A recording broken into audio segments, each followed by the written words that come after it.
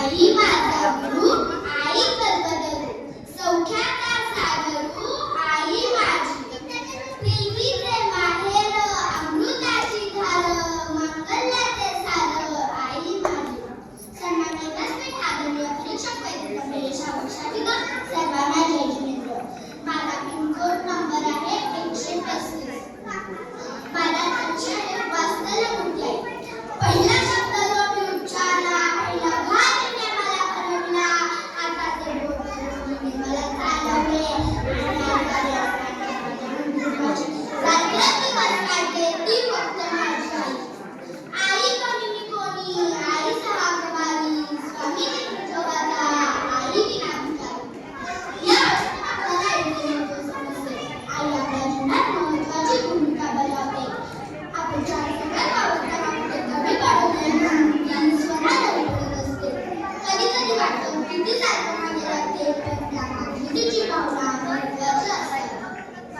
ते हृदय तसे आईचे युगात सांगत नाही, जे आनंदात मिळते दुःखात कसे ते होईल.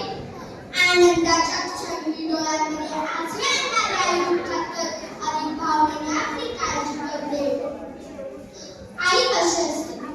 गरीब असो, श्रीमंत असो, शिक्षित असो, अशिक्षित असो, आईचं हृदय हे सारखंच असतं, विशाल असतं, अगदी आभाळासारखं. आणि अशीच आहे माझी आई, प्रेमस्वरूप आई.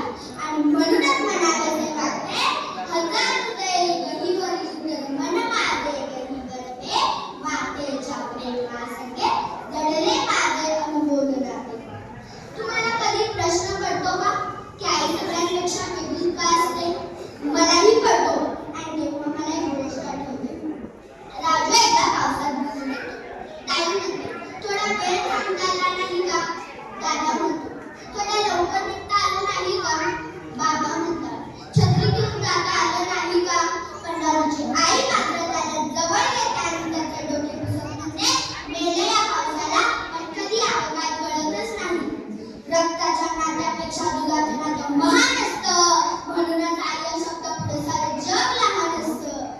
आई या शब्दात फक्त 2च अक्षर आहेत, पण या शब्दात उभा इतके सामर्थ्य आहे. आईच्या ममतेपुढे साऱ्या जगाचे प्रेम फिके पडते. सर्व दैवतच आई हे दैवत थोर आहे. आईची थोडी बंधन करताना साने गुरुजी म्हणतात, तुझ्या खुशीत खुशी मला पुन्हा लहान व्हावंसं वाटतंय. तुझ्या प्रेमाच्या सावलीत खेळून मला पुन्हा झोपावंसं वाटतंय. आपण किती जरी मोठे झालो तरी आपण आपल्या आईसाठी बाळच असतो. बाळावरून आठवलं, काही महिन्यांनी आमच्या घरी एक गोंडस बाळ जन्माला आलं. आता बघता बघता ते 8 महिन्याचं झालं. मी त्याला रोज पाहते. ते सतत आईच्या मागे मागे फिरतं. आई काम करत असताना तिचे हात ओढतं, पाय ओढतं. आई बसलेली असताना तिच्या डोळ्यात पडतं. तिला सगळे खेळून खेळून थकलं की शांत झोपी जातं. त्या निरागस बाळासाठी त्याची आईच त्याचं संपूर्ण विश्व